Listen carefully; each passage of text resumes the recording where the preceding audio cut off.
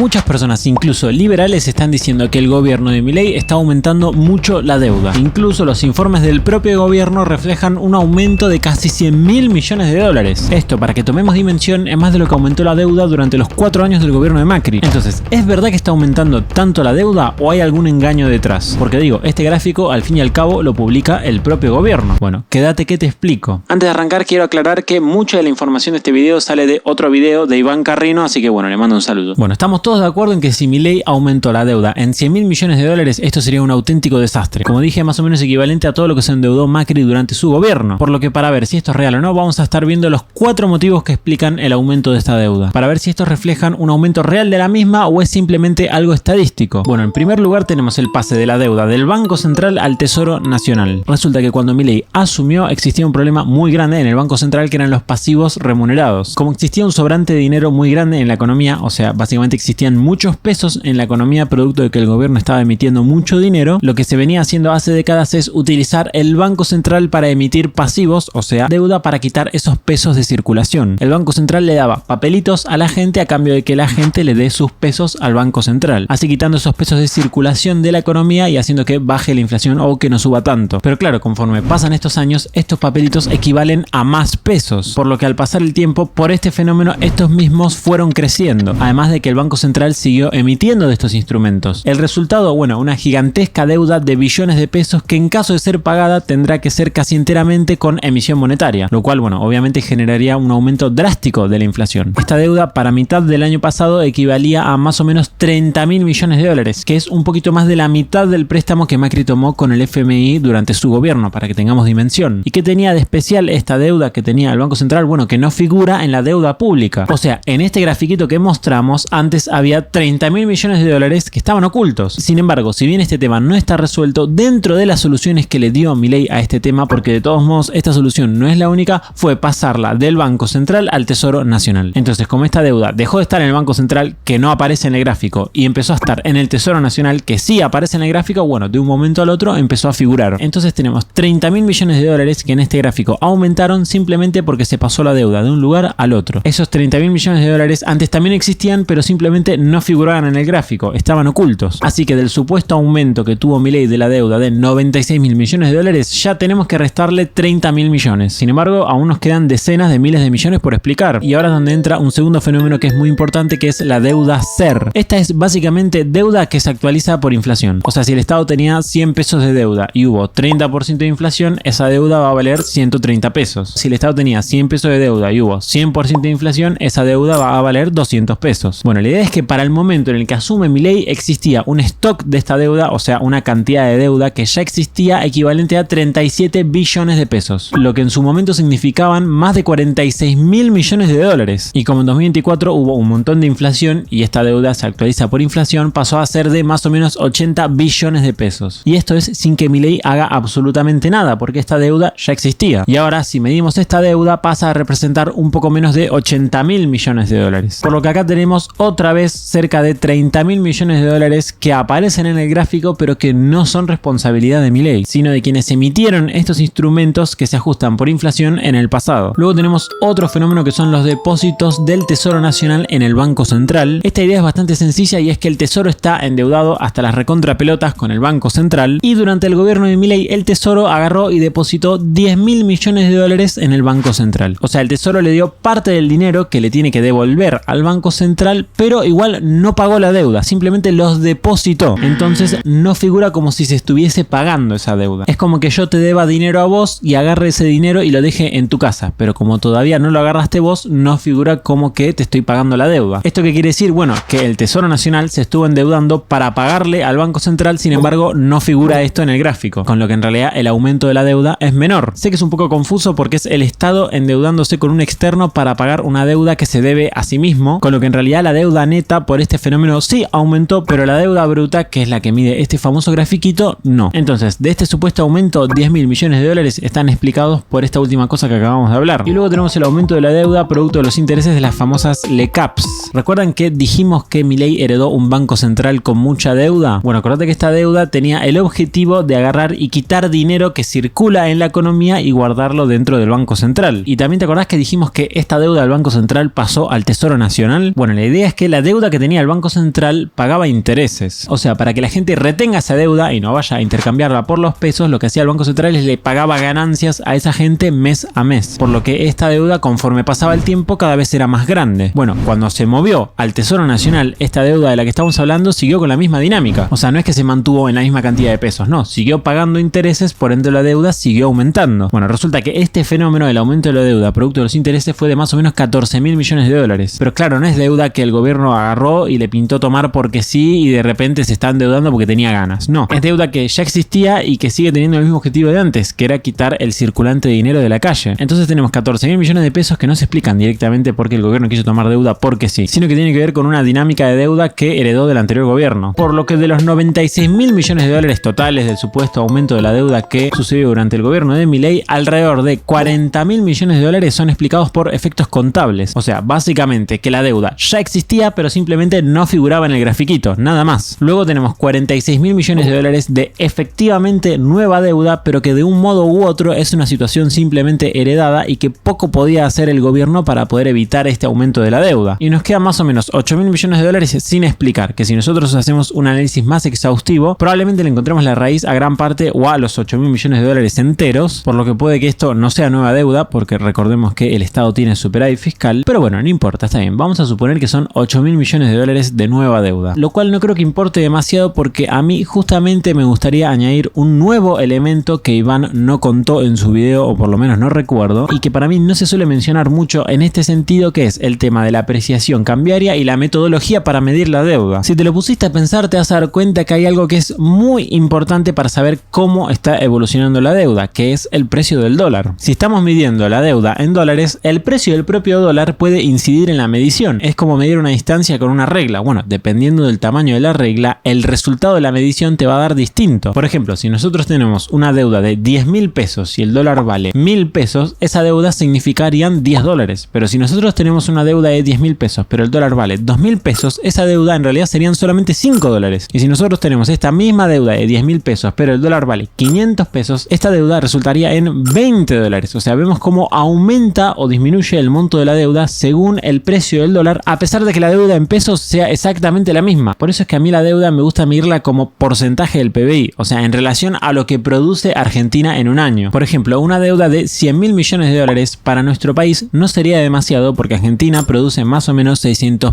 millones de dólares al año. Sin embargo, esa deuda para Paraguay probablemente sea muchísimo mayor porque ellos no producen tanto como produce Argentina por año. O sea, la deuda es más fácil de pagar conforme uno más produce. O sea, suponete que el PBI, o sea, lo que produce Argentina, se duplica de un año a otro, pero en ese año la deuda solamente aumenta un 20%. Por más que la deuda haya aumentado un 20%, en realidad esa deuda ahora es más pequeña en relación a los recursos que tiene Argentina. O sea que a pesar de que la deuda haya aumentado, es más fácil de pagar. ¿Y qué es lo que hay que medir en una deuda? Si es fácil de pagar o no es fácil de pagar. Medir el monto total de la deuda así, sin más, sin que haya ningún contexto, no tiene sentido. Fíjate, por ejemplo, en este periodo, cómo la línea muestra que la deuda en relación al PBI estuvo bajando, mientras que las barritas muestran como la deuda medida en dólares estuvo aumentando. O sea, a pesar de que la deuda medida en dólares aumentaba, era cada vez más fácil de pagar. Y está bien, esto es normal, es natural y es sano. Entonces, si nosotros medimos la deuda así en dólares, sin más, y no la medimos respecto del PBI, no tiene sentido. Ahora, ¿qué pasó en Argentina? Bueno, que como hubo mucha inflación y el dólar aumentó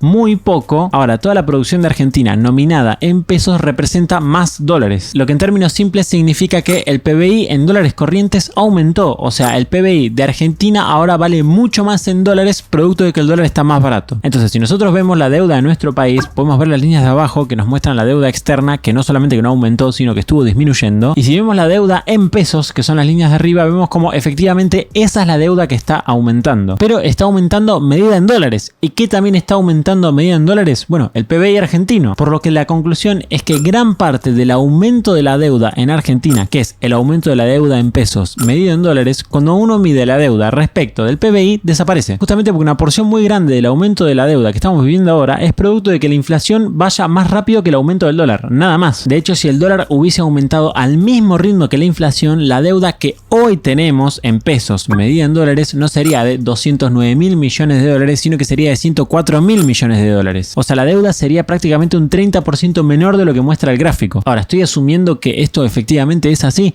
No, lo que estoy queriendo decir es que este gráfico es una mierda, no sirve. No contempla un montonazo repaso de cosas que hay que tener en cuenta para poder analizar bien la deuda, entonces no hay que usarlo. Y en el caso de que se esté utilizando como prueba irrefutable de que la deuda está aumentando, es o por maldad o por ignorancia. Así que bueno, la próxima vez que vean este gráfico, estén atentos. Si te gustó este video y querés saber si es verdad que el kirchnerismo llevó a cabo un proceso de enorme desendeudamiento, te dejo acá un video en el que hablo de eso. También puedes darle like, puedes suscribirte, puedes comentar. Si quieres ver videos exclusivos, unirte al grupo de WhatsApp o aparecer en los próximos comentarios, puedes hacerte miembro o Patreon, te lo dejo en la descripción. Muchas gracias a los miembros de YouTube por ayudarme a hacer esto posible. Si vos querés videos exclusivos o entrar al grupo de WhatsApp, no te olvides de sumarte. También si quieres donar puedes hacerlo a través de Cafecito o Mercado Pago, también te lo dejo en la descripción. Y por último, como siempre, te mando saludos.